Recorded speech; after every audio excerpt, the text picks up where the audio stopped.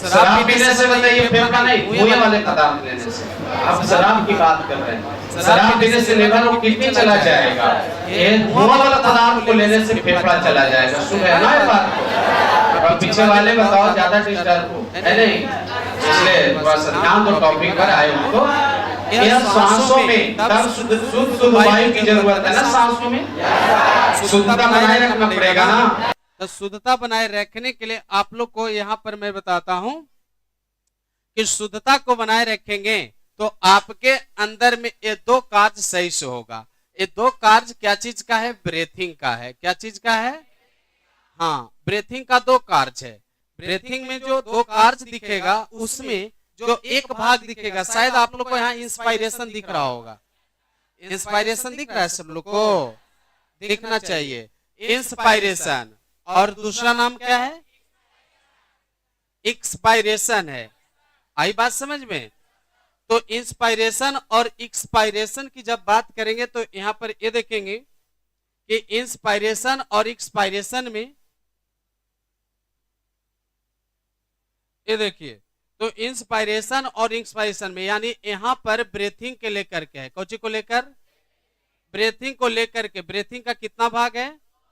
एक है इंस्पायरेशन, क्या नाम? और दूसरा का नाम एक्सपायरेशन। दो नाम है। हाँ, सबको पता चलना चाहिए, अच्छे से आना चाहिए।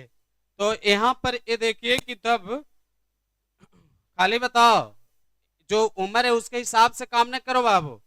यहाँ आए हो तो मैच्योरिटी की तरफ बैठो। और मैच्योरिटी में क्या होती है ना कि शांत माइंड रखना पड़ता है और बेचैन अपने आप को नहीं रखते। Mind is a restless bird, the more it get the more it wants. Mind को जब बेचैन रखोगे तो जितना चाहोगे उतना ही बेचैन हो जाएगा। इसलिए स्थिर रखो। क्योंकि तो ये चार बच्चे बताइए हर एक साल के क्लास में पहचान में आ जाते हैं कि वह थोड़ा सा अपने बताइए पोजीशन से यानी हटकर काम कर रहा है, इसलिए उसमें तुम लोग को नाम ना आए, इसलिए ध्यान देना। तो यहाँ पर ब्रीथिंग के लिए दो प्रकार है। ब्रीथिंग में पहला है इंस्पायरेशन और दूसरा, इसकी बात करें तो इसका नाम है प्रश्वासन। क्या नाम है? और इसका बात करें तो उच्छ्वासन। नाम याद हो गया? प्रश्वासन। ब्रीथिंग कितने प्रकार से? एक तो अंदर में आना और दूसरे में बाहर जाना।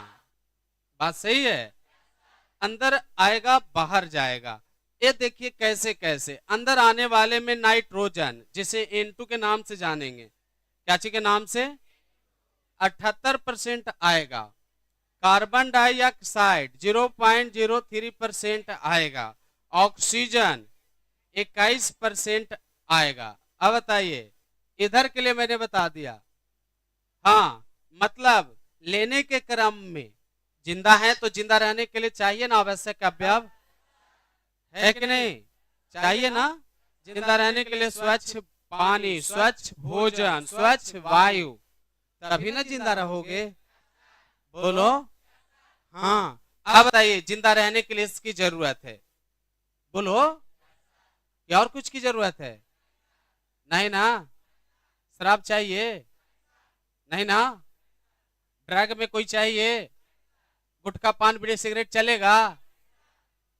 नहीं ना चलेगा। तुम लोग बताइए, इसके लिए शपथ लेते हो कि नहीं चलेगा जीवन में कभी? हम तब मानेंगे जब एक दूसरे के सिर पर हाथ रख करके बताइए शपथ लोगे। वाह, बहुत अच्छा बहुत अच्छा। हमारे यहाँ का भयानक विद्यार्थीगण है कि नहीं? हाँ, आज से तुम लोग यदि लेता भी होगा तो कान पकड़ के उसको छोड़ देना है। खैनी भांग बीड़ी सिगरेट नशा नहीं करनी है।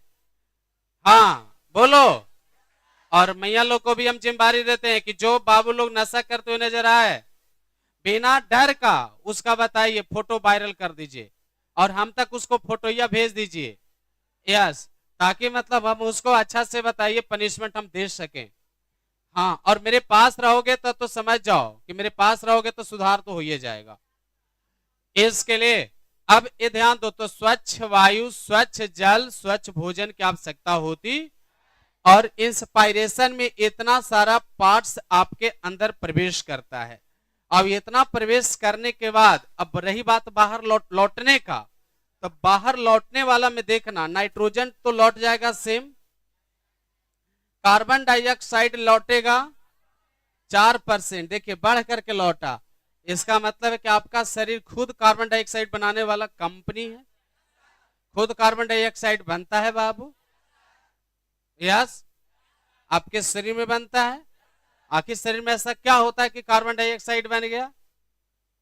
क्योंकि सर भोजन का पाचन, ब्लड के द्वारा कार्यों का होना, बोलो, नेत्र के द्वारा रोशनी को बनना, त्वचा के द्वारा पसीना का निर्माण होकर बाहर मुक्त होना, और हरासमेंट के कारण शरीर में ऑक्सीजन का क्षय होना, कि कार्बन डाइऑक्साइड का निर्माण होना। बोलते रहो। तो शरीर में कार्बन डाइऑक्साइड की मात्रा पहले की अपेक्षा और बढ़ गया, तो आया था कितना %, लौट रहा है कितना %, ऑक्सीजन आया कितना %, और लौटेगा कितना %, लौटेगा 17%। अब बताइए, गया 21, लौटा कितना? एक मतलब कि वायुमंडल से जितना लेते हैं उतना छोड़ते नहीं ना है। यदि उतना ही छोड़ देते तो फिर तो वायुमंडल में बताइए गर्मी बढ़ने की स्थिति होता ही नहीं। तब वायुमंडल में गर्मी ज्यादा बढ़ रही है। गर्मी के छात्रगण हैं आप लोग, तो ये पता होना चाहिए कि हरे पेड़ पौधे को कटाई होगी तो कार्बन डाइऑक्साइड की मात्रा ऑटोमेटिक बढ़ जाएगा। मुंह खोलकर बोलो, सबको बोलना है, सबको, कोई बंद ना रखना मुंह को। तो कार्बन डाइऑक्साइड की मात्रा बढ़ जाएगी, खाली इंडिया में, पूरे वर्ल्ड में। तो कार्बन डाइऑक्साइड की बढ़ती हुई मात्रा का अध्ययन जब विश्व स्तर पर की जाती है, फिर से सुना, यहाँ पर एक आंसर है प्रश्नों का। कार्बन डाइऑक्साइड की बढ़ते हुए, लाइव वाले भी थोड़ा सा ध्यान देंगे आप लोग, कि कार्बन डाइऑक्साइड की बढ़ती हुई मात्रा का आकलन जब विश्व स्तर पर किया जाता, अच्छा से बोलो, तुम लोग बोलो, फिर से बोलो। तो हमने क्या बोला? 1 2 3 स्टार्ट। और जेकरा ना रहे झूठो को बताइए, मुंह पट के मैंने इतना अच्छा बताइए, लग रहा है ना कि बताइए कितना अच्छा बताइए, ट्रैकिंग का काम कर रहे हैं, तालमेल देखने कितना अच्छा से बैठा है। मेरे साथ बोलो, बढ़ती हुई कार्बन डाइऑक्साइड की मात्रा का आकलन जब विश्व स्तर पर की जाती, इसे ग्लोबल वार्मिंग कहते हैं। क्या कहते हैं? यह आता है प्रश्न ब्रह्मी में। ग्लोबल वार्मिंग, भूमंडलीय तापन, क्या बोलेंगे? और इंग्लिश में ग्लोबल वार्मिंग क्या बोलेंगे? और हिंदी में क्या बोलेंगे? कौची की बढ़ती हुई मात्रा का आकलन। यस, आ गया ना? तब वृक्षारोपण करेंगे कि वृक्षा कटाई करेंगे? वृक्षारोपण करेंगे। मियाँ लोग भी वृक्षारोपण करेगी, इसलिए भूभाग चाहिए, जगह जमीन चाहिए, तो वृक्षारोपण करना। कार्बन डाइऑक्साइड की मात्रा नहीं बढ़ेगी, और कार्बन डाइऑक्साइड की मात्रा बढ़ेगी तो बताओ फिर गर्मियां बढ़ेगा और फिर तबाह हो जाओगे। यस, तो आगे चलते हैं टॉपिक लेकर। तो लौटा कितना %, आया था कितना? अच्छा, अब यहां बताइए कार्बन डाइऑक्साइड को देखो कि कार्बन डाइऑक्साइड 0.3%, 0.03%, और लौटा कितना? इसलिए कहता है कि हमारा जो पौधे है, जो पर्यावरण में, वो समझते हो 10 के पावर 13 kg कार्बन डाइऑक्साइड को एक साल में स्थिर करता है। 10 के पावर 13 kg, नोट में ये समझ जाओ कि है 10 के पावर 13 kg कार्बन डाइऑक्साइड को एक साल में नष्ट करता है। यही कारण है कि वायुमंडल में ठंडापन भी है। एक पौधा को बता रहा हूं, एक पौधा, एक हरा पौधा का पावर है इतना कार्बन डाइऑक्साइड को क्षय करना, और न जाने कितना पौधा हमारे यहाँ है। यही कारण है कि कार्बन डाइऑक्साइड को यदि स्थिर करना है और वायुमंडल में नमी बनाए रखना है, वायुमंडल को स्थिति अनुकूल बनाए रखना है, तो याद रखो तुम्हें वृक्षारोपण करना पड़ेगा, क्योंकि वही बताओ कार्बन डाइऑक्साइड को अवशोषित करेगा। तो नाकों के द्वारा छोड़ा गया, हम लोग के द्वारा कार्बन डाइऑक्साइड का उत्सर्जन हो रही है, और उस कार्बन डाइऑक्साइड का अवशोषण कौन करता है? हरे पौधे, इसलिए हरे पौधे का होना जरूरी है ना, काफी जरूरी है ना, बिल्कुल जरूरी है ना। आई बात समझ में? तब इतना इंस्पायरेशन एक्सपायरेशन, इंस्पायरेशन की स्थिति में क्या होती है वो मैं बताता हूं। आप देख सकते हैं, पहला फिगर इधर वाला देखिएगा, इधर वाला को छोड़ करके, समझे ना बात को? तो इधर वाले को छोड़ करके यहां पर आप देख सकते हैं दोनों को, कंडीशन को।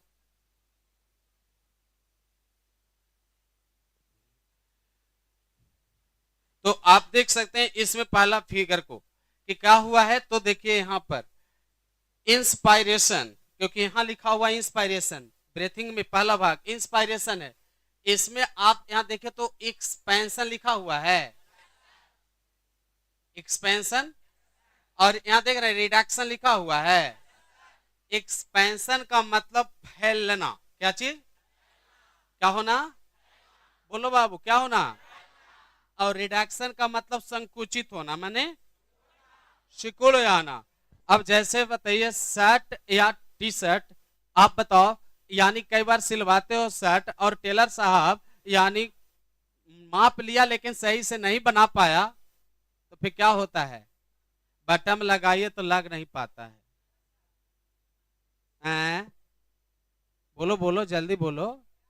तब उसको जबरदस्ती बताई, कहते कि चल आज भर बाराती चल ले, तो बगल वाला कहते लगी तो कुछ चोरावल है नहीं, थोड़ा सा उधर होकर बैठना बा, उधर बैठना, चलो तू सिकुड़ा लेकर जैसा, चलो उस पर 4 को, चलो चलो बाबू उस पे, अरे चलो तुम चलो ना, उधर ही चल जाएगा। अब बोल रहे हैं चलने तो चल ही नहीं रहा है, तो आज चलो ना उधर, चलो उस बेंच पर 4 को जाओ, जाओ उस पे, उस बेंच पर 4 को जाओ, जान ले लो मैं करा। अब देखो, अब ठीक है ना, पहले से यही ज्ञान ना, हालत होने के पहले से होना चाहिए कि कैसे बैठना चाहिए। तब बताइए लगता है कि नहीं डुप्लीकेट आदमी जैसा बैठा रहता है। तो अब इधर देखो, पीछे तक ध्यान जा रहा है हमारा, और इधर भी ध्यान जा रहा है। अब एक्सपेंशन माने फैल जाना, तो होती क्या है, इंस्पायरेशन कैसे होता है। इंस्पायरेशन तब होगी जब तुम लोग को मैं बताता हूं कि जब सांसें अंदर आता है, जैसे लो एक तेजी से सांसें को खींच के देखो अपने अपने, सब लोग स्वयं खींचो, तेज सांस को खींचो नाक से, क्या हुआ ये, अच्छा ये रिडक्शन हुआ कि एक्सपेंशन हुआ, फैल गया ना। बाबू मैया सब लोग को भगवान दिलन है, सब लोग को दिए ना भगवान जी। हाँ हाँ, अच्छा से बैठो मैया, पैरालाइज जैसा मत बोलो, लग रहा कि पैरालाइसिस मार ले, है ना, पैरालाइसिस 75 साल में मारवे करेगा, टेंशन मत ला, मैंने पोलियो बीमारी, हाँ 75 साल में 80 साल में हो जाएगा, तो अपने बताइए पोता पोती सेवा करे में लग जाएंगे, है कि नहीं। कुछ रसगुल्ला ले आन के रस डालेंगे मुंह में, क्या अब ना बस दाती बुढ़िया, है ना, समझ आया ना। वो रस पी करके बताइए, लास्ट वाला सांस ले लिया, तब लोग कहिए कि बताइए बुढ़िया रस खा लगी, मैंने रसगुल्ला खाला इंतजार कर रहे थे, यस। तो समझ में आया ना, इसलिए अभी बताइए अच्छा से रहो, मजबूत आदमी की तरह रहो। तो बताओ ये फैल जाता है। अच्छा तो याद है उस दिन वाला कहानी, बताओ कौन गुहा, ये सब तो इतना जल्दी याद रहा है ना। बच गुहा, और बच गुहा के बाद, अच्छा बायोलॉजी में और कुछ नहीं याद हुआ, लाइव वाले भी समझ जाइए कि गजब का हाल है। बच गुहा, उधर गुहा, अच्छा लड़का में वृषण कोष, लेकिन उसको मापते नहीं, अच्छा मापी लेंगे तो क्या होगा, यस। अच्छा और मैया में बोलो, बच गुहा, उधर गुहा के बाद, अच्छा लड़का और लड़की में निचला तीसरा का बीता अलग अलग हो जाता है, अरे दादा। अच्छा ईश्वर कितना ख्याल से बनाते होंगे ना, बनाते होंगे और सोचते होंगे कि मैया बना रहे हैं कि बाबू बना रहे हैं, कभी वो गड़बड़ाए नहीं हो। हम लोग बताइए गड़बड़ा जाते हैं, घर में तुम लोग सब्जी रोज बनाती है लेकिन कभी कभी नमक डालना भूल जाती हो, कभी कभी मसाला क्या पड़ेगा क्या चीज में पता नहीं चलता है। और ईश्वर बताओ इतना सारा जीवों को जन्म दे रहा हो, सबको याद कर ले रहते हैं कि कहां पर कौन अंग बनाना है। कभी आपने देखा कि बताइए, किसी को बताइए नीचे वाला अंग ऊपरे बना दिए यदि नीचे वाला अंग ऊपरे बना देता तो दिन भर बताइए टोपी पहन ले रहना पड़ता। तो हो सकता है कि जो लोग टोपीधारी है, हो सकता है ऊपर ऊपर ही सिस्टम होगा अरे बाल जिनका नहीं है उसका अलग बात है, जेकर बाल है उसको बोल रहा है। अच्छा ढक के रख ले, ढक ले रहा, हवा ना लगा। यस, अरे खोली था, काला खोली था। यस, तो अब बताइए, तो सब अलग अलग बनाया है, ईश्वर ने सोच सोच के बनाया। कभी बताइए पैर का पार में लगा दिया कि ऊपर रहा? कभी नहीं, कभी नहीं ऐसा हुआ। यस, थोड़ा सा स्थिर से रहिए बाबू, ऐसा मैं नहीं बोल रहा हूं। तो कहने का मतलब है कि कितना अच्छा से बनाया ईश्वर ने। तो यह बच्च गुहा क्या होती है कि बच्च गुहा जो छाती है, इंस्पायरेशन की क्रिया में फैल जाता है। क्या हो जाता है? तो यहां याद रखना है, जो हमने उस दिन कमेंट किया था कि कास्टल पेशियां, ये बगल से जो पंजरी वाला हड्डी है वो पसलियां है, तब पसलियां फैलती है और कास्टल पेशियां उसके बीच वाला सिकुड़ती है। उदाहरण में एक पंखा मंगा के दिए थे। तो इस क्रिया में कास्टल पेशियां, जैसे हड्डियां होगी ना बाबू, हड्डियां ऐसे इसके बीच बीच में होता है नहीं त्वचा जैसा, तो कास्टल पेशियां सिकुड़ती है, जैसे ऐसे हुआ तो ये वाला फैला, तो ये आपस में क्या हुआ, तो कास्टल पेशियां सिकुड़ा और पसलियां फैल गया, फैला।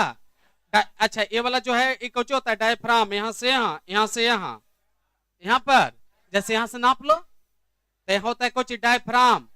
तो बच्च गुहा और उदर गुहा को अलग करने वाला का नाम डायफ्राम होता है। छतवा गलू तोरे खोज दलिया। अच्छा चिल्लो ना, आवाज बाहर जातो ना तो पकड़ल तो पकड़वा के चिल्ला इतना। यस, तो बच्च गुहा और उदर गुहा को अलग करने वाला हिस्सा का नाम, फिर से बोलो, डायफ्राम। और ये देखिए यहां ऐसे है, और जब सांसें लेंगे ऐसे तो भी फैला, तब पैसली भी फैला, डायफ्राम भी फैला। और बच्च गुहा यानी बच्च गुहा का आयतन, लंबाई गुने चौड़ाई गुने ऊंचाई, ये भी बढ़ गया। तब इंस्पायरेशन की क्रिया में 3 याद रखना। अरे 3, कास्टल पेशियां सिकुड़ना, पसलियां फैलना, डायफ्राम को फैलना, बच्च गुहा का आयतन बढ़ जाना, कि वायुमंडल की वायु को बाहर से अंदर प्रवेश कर जाना। एक और बात यहां पर याद रखना कि बाहर वाला अंदर आएगा कब, बाहर वाला अंदर आएगा कब, जब अंदर वाले वायु के दाब से बाहर वाला वायु का दाब अधिक होगा, तबे ना बाहर वाला अंदर आएगा, तब ना ढक्कल ले अंदर जाएगा। तो इस समय फेफड़ा में वायु का दाब वायुमंडलीय वायु के दाब से कम हो जाता है, तब तो बाहर वाला प्रवेश करता है। तब बताओ इंस्पायरेशन की क्रिया में ऑब्जेक्टिव प्रश्न आएगा कि फेफड़ा में वायु का दाब वायुमंडलीय वायु के दाब से कम होगी, तब ना बाहर वाला प्रवेश करेगा अंदर। सही से बैठो बाबू, बोलो, कल क्लास में आया तो अच्छा से बोलो, है नहीं? तो वायुमंडलीय वायु का दाब फेफड़ा के वायु के दाब से क्या होगी? अभी बदल दिए थे बोलने का तरीका। वायुमंडलीय वायु का दाब यानी बाहर वाला दाब फेफड़ा के वायु के दाब से ज्यादा हो गया, यहां बदल दिए थे लेकिन यहां फिर बदल रहा हूं। वायु यहां पर फेफड़ा में वायु का दाब, फेफड़ा में वायु का दाब से वायुमंडलीय वायु का दाब, फिर यहां बदल दिए से फेफड़ा में वायु के दाब से बोले हैं, वायुमंडलीय दाब अधिक होगा ना प्रवेश करेगा। यहां पर फिर बदल रहा हूं, वायुमंडलीय वायु का दाब से फेफड़ा में वायु का दाब, बस एक ही चीज याद रखना है, बाहर से कोई अंदर आएगा जब यहां वाला वायु का दाब कम होगा, तब ना इंस्पायरेशन की क्रिया होगी। और वो देखिए यहां पर भाई साहब बताइए, तुम लोग तरफ देख रहे हैं और तुम ही तरफ बताइए, देख करके नाकों में देखो, एरो यहां बता रहा है एरो, ये देखो नाकों से वायु कहां जा रहा है? फेफड़ा में जा रहा है। अच्छा तुम ही लोग तरफ मुंह घुमा के ले रहे हैं ना सांसें, क्योंकि तुम लोग तरफ ही क्यों बताओ घूमे हैं, इन लोग तरफ क्यों ना घूमे हैं? बोलो, तुम लोग तरफ है मियां, तो तुम लोग से नाराज ना हो गई। उपाय है खुश करने का? क्या उपाय है बोलो? मुस्कुरा जाएंगे। ये रोड पर क्या आदमी थोड़े हैं कि मुस्कुराए से खुश हो जाएंगे। इतना अच्छा स्टाइल देखो ना, कर मुस्कुरा जाएंगे। तू चिल्ला रहा है रे कचनपुर के बाबू, बताइए जेब निकाल करके बताइए चिल्ला रहा है नहीं? पकड़ाया तू, ऐसे नहीं करते, खुश रहना होता है, बदमाश बन जाएगा फिर यहाँ के शहर में।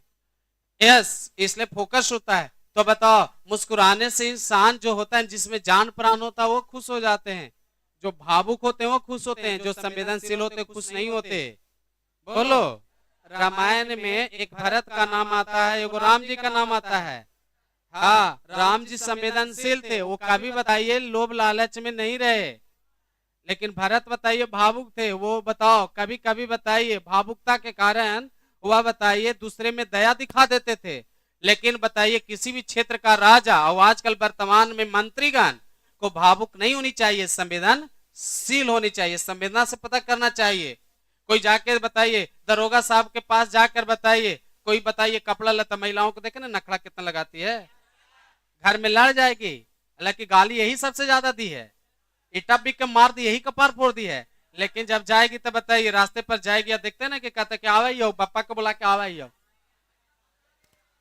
देखिए इसलिए महिलाओं से पंगा ना लें, कपार फोड़ के भी केस तुम्हारे ऊपर लिखवा देगी। यस, और जब बताइए थाना के पास पहुंचेगी तो उससे यानी 100 फीट 200 फीट पहले बताइए इधर उधर कपड़ा फाड़ू के बाल बांध कर गई थी, बाल खोल करके बताइए, और दरोगा जी के सामने बताइए नाक बताइए झाड़ना शुरू करेगी कि बताइए हाँ अरे मार लखे, मारवे ना कर लखे, फाड़ियो दे लखे।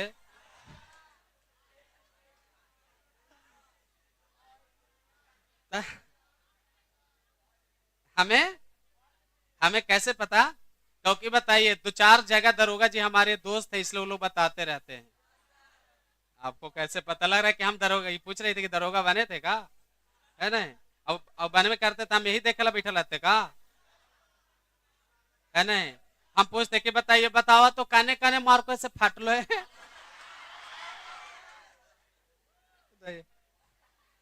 ये पढ़ाई लिखाई कर लिया आप लोग, अच्छा पढ़ाई लिखाई कर लियो, मम्मी दादी आंटी सबको सिखाओ, है नहीं?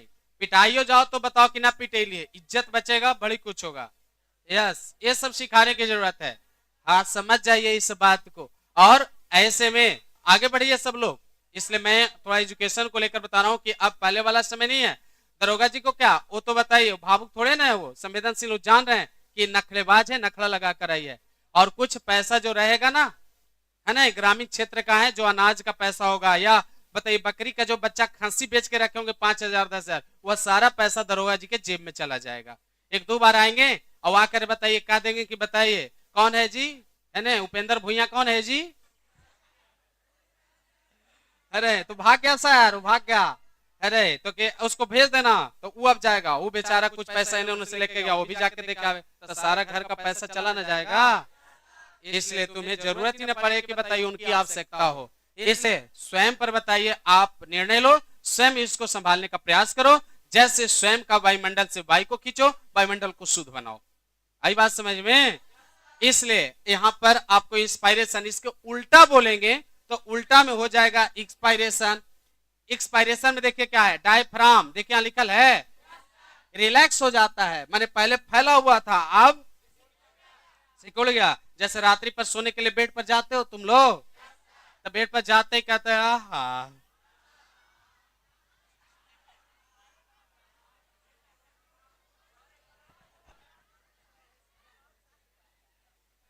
और इसी बीच कोई कहे कि हाँ अब बताइए थोड़ा सा मेन गेटवा छोड़ दो ना लगे है कि नहीं, तब बताइए का बताइए हमारे बताइए उदवासित रहा।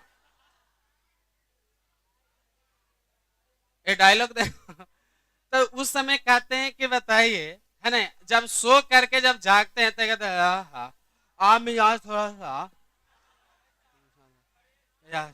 अब थोड़ा सा रिलैक्स लग रहा है।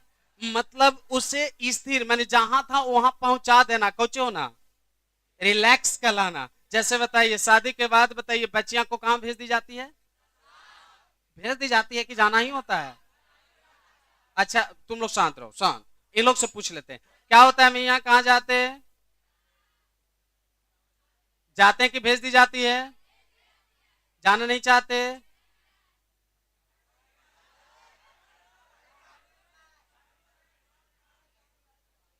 हो गया?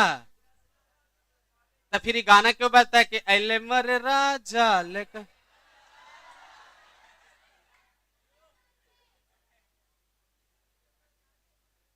है कि नहीं? तो भेज देते हैं, और जबरदस्ती कोई का कोई भेजता है क्या? अच्छा, जब वहां चल जाते कुछ देर रह करके फिर जब अपने वापस घर को आते हैं,